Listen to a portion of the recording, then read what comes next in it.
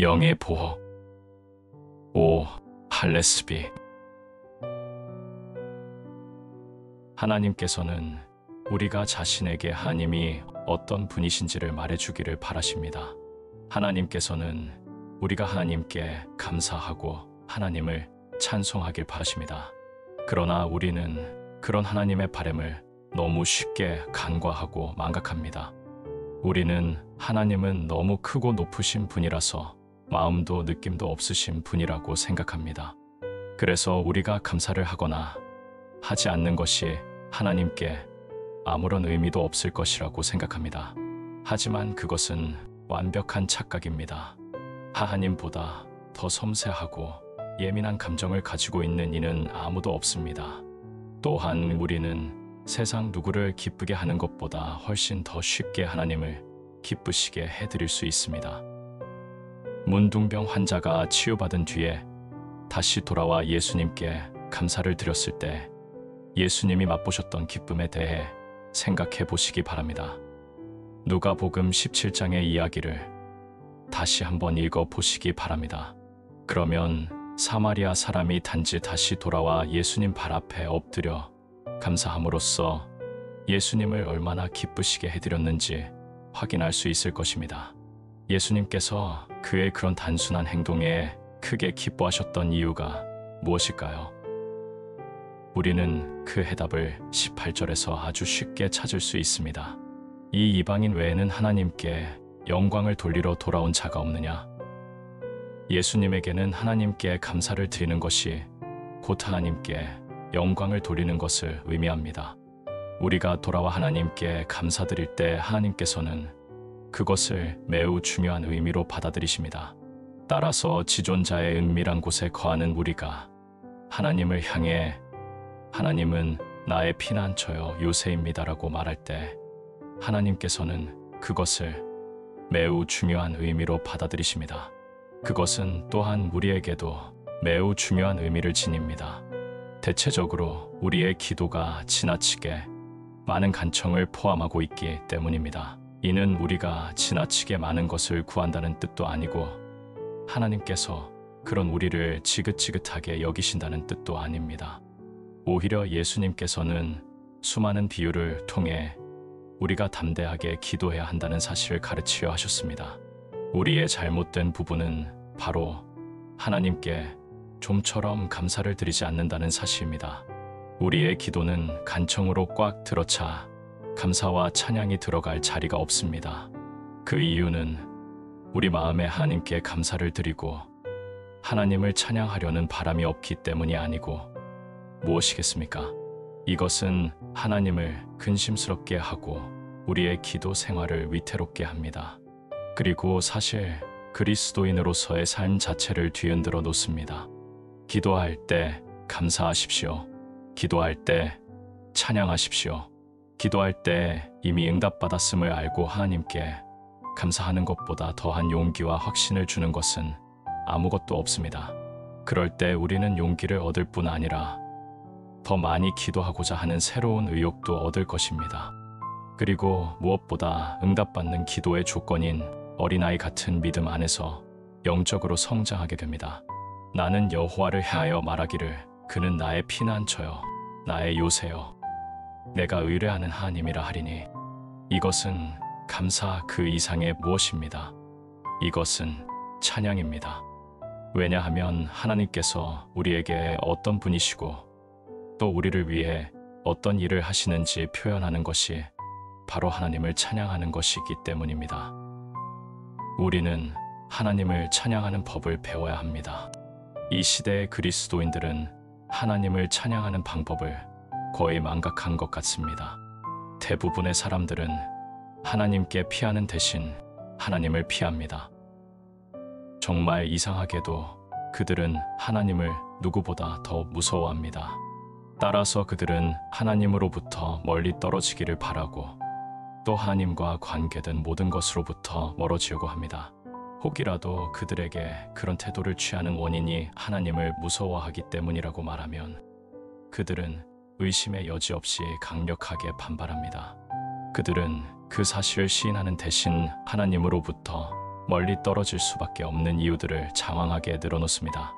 그러나 그런 사람들이 영적으로 각성하여 자신의 마음을 살피게 될 때 자신들이 하나님으로부터 멀리 떨어져야 했던 가장 큰 이유가 무서움이었다는 사실을 깨닫고 이를 시인하는 것을 우리는 종종 목격합니다. 그들의 무서움은 하나님의 형벌에 대한 것이라기보다 기독교 신앙이 그들의 행복한 삶을 훼손하거나 완전히 파괴할지도 모른다는 두려움입니다.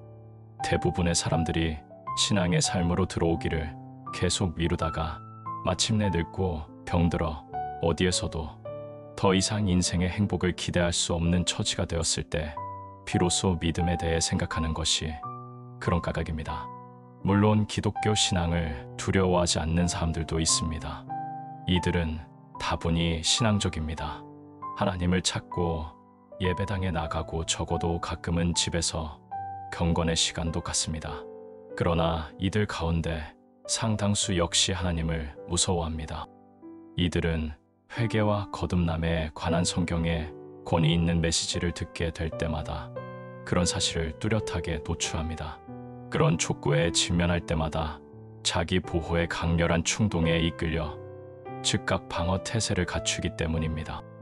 이들은 회개나 거듭남 같은 것들이 매우 위험한 것이라는 본능적인 두려움을 지니고 있습니다. 이들과 하나님 사이에 모든 것들이 완벽하게 합당하고 적절한 자리를 잡고 있다고 말할 수 있을까요? 이들이 하나님도 만족시키고 자신도 만족할 수 있는 협정을 하나님과 맺었다고 말할 수 있을까요? 다시 말해, 이들이 기독교 신앙이라는 것을 오히려 하나님을 멀리하는 수단으로 이용하고 있는 것은 아닐까요? 이들은 하나님을 무척 무서워합니다. 그리고 반드시 회개해야 한다는 말씀을 들을 때마다 그런 사실을 금세 명백하게 노출합니다. 그런 말씀을 듣는 순간 이들에게는 하나님이 모든 위험 중에서도 가장 무서운 위험이 됩니다. 왜냐하면 이들에게는 회개에 대한 촉구가 이들 삶에 있는 것, 결코 잃고 싶지 않은 것, 신앙생활을 통해 안전하게 확보했다고 생각하는 것, 이를테면 자기 스스로 모든 것을 결정하는 삶을 사는 특권에 대한 가차없는 공격과 다름없기 때문입니다. 그들은 할 수 있는 만큼 약간의 신앙심을 하나님께 바칩니다. 그러나 하나님께서 회개하고 그들의 자아결정적인 삶을 하나님께 내놓으라고 요구하시면 그 순간부터 하나님을 자신들의 가장 위험한 원수로 간주하기 시작합니다. 이런 유형의 신앙심을 가진 사람들이 회개와 거듭남에 대한 복음적이고도 적극적인 선포의 반감을 가지고 비방하는 것이 그런 이유이며, 신앙심을 보이면서 멀쩡하게 교회 생활을 하다가도 그런 종류의 말씀을 들을 때마다 교회를 멀리하는 이유이기도 합니다. 그런 것이 인간의 마음입니다. 사도 바울은 벌써 2000년 전에 그것에 대해 육신의 생각은 하나님과 원수가 되나니 이는 하나님의 법에 굴복하지 아니할 뿐 아니라 할 수도 없음이라라고 지적했습니다. 그러나 사람들은 이 말씀을 믿으려고 하지 않습니다. 그리고 이 때문에 자신의 삶을 하나님께 내놓지 못하는 이유에 대해 설명할 때마다 얼토당토하는 핑계를 둘러대기 바쁩니다. 우리가 탓해야 할 대상이 있다면 그것은 바로 우리 자신입니다. 하나님을 피해 숨어버렸던 마음이 이런 내 말에 조금 움직이고 있다면, 그리고 하나님의 집요하고도 일관된 부르심으로부터 자신을 지키려 애쓰던 마음이 나의 설명에 의해 조금 흔들리고 있다면 하나님 말씀 한 구절로 인사를 전하고 싶습니다. 이것은 고대의 선지자가 하나님께 받아 반항하는 하나님의 백성들에게 전달한 권위의 메시지입니다. 이스라엘아, 내가 패망했나니 이는 너를 도와주는 나를 대적함이니라. 조용히 앉아 잠깐만 생각해보면 이 예언의 말씀이 우리 삶에 어떤 빛을 비추어 주는지 어렵지 않게 깨달을 수 있을 것입니다. 지금까지 우리 삶을 컴컴하고 우울하게 만들었던 일련의 불행들, 우리 자신을 탓해야 했던 불행들과 우리 자신에게는 잘못이 없다고 생각했던 불행들을 되짚어 보시기 바랍니다. 그것들 가운데는 이미 머나먼 과거의 뒷길로 물러나 더 이상 이전처럼 우리를 압박하지 않는 것들도 있을 것이고, 흉하게 벌어진 상처 모양으로 아직 치유되지 않은 것들도 있을 것입니다. 내 친구여, 여기서 이 말을 잘 들어보시기 바랍니다. 하나님께서는 그런 우리 삶과 불행에 대해 얼마만큼 생각하실까요? 하나님께서는 그 모든 것들을 보십니다. 우리보다 더 명확하게 보고 계십니다. 그러나 하나님께서는 우리가 겪었고 또 지금 겪고 있는 모든 불행을 다음 한 가지 큰 불행으로 요약하십니다. 이는 너를 도와주는 나를 대적했기 때문이다. 우리는 때로 마음 어딘가에서 세미한 음성이 말하는 것을 듣습니다. 그래, 맞아. 내 인생의 비극은 언제나 하나님을 대적했다는 것이야. 이 세미한 음성이 언제나 우리에게 말할 수 있는 것은 아닙니다. 대체로 우리가 들으려 하지 않기 때문입니다. 우리는 그 음성을 잠재우려면 어떻게 해야 하는지 잘 알고 있습니다. 그리고 그런 수단들을 대체로 잘 이용했습니다. 그러나 그런 방법들이 잘 먹히지 않는 때도 있었습니다. 그럴 때 우리는 그 세미한 음성을 듣지 않을 수 없었고 순간 심각해졌습니다. 그 음성을 통해 우리에게 말씀하시는 분이 바로 하나님이시기 때문입니다. 하나님께서는 무엇이든지 심각하게 권위로 말씀하시지만 또한 놀라운 사랑의 어조로 말씀하십니다. 그때 부드럽고 온유한 무엇이 우리 가슴을 파고들어 우리 삶에 많은 고결한 갈망과 신령한 소망을 낳았습니다. 그리고 숱한 결단을 낳았습니다. 순간 우리는 거의 그리스도인이 되었었습니다.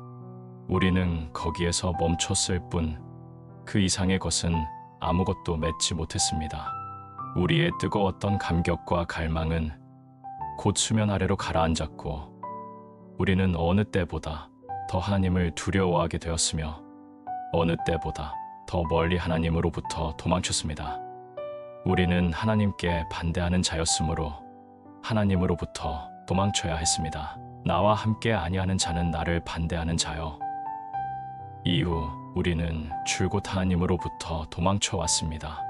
그러나 우리 삶의 불행으로부터는 결코 도망치지 못했습니다. 우리의 계속된 도망은 오히려 우리 삶의 불행을 더할 뿐 아무 유익을 주지 못했습니다. 내 친구여, 이제 방향을 바꾸어 하나님께 피난하시기 바랍니다. 지금 즉시 하나님께 피난하시기 바랍니다. 하나님 앞에 나아가 우리 삶의 지독한 불행에 대해 모두 아뢰시기 바랍니다. 우리의 모든 죄, 하나님을 거역했던 과거의 모든 과실을 가지고 그분의 날개 아래로 피하시기 바랍니다. 거기에서 우리에게 정말로 필요한 것, 우리의 피곤한 영혼을 위한 쉼을 얻을 것입니다. 이상 오할레스비의 영의 보호, 주님의 날개 아래 편이었습니다. 우리 좋으신 주님의 능력 안에서 승리하시기 바랍니다.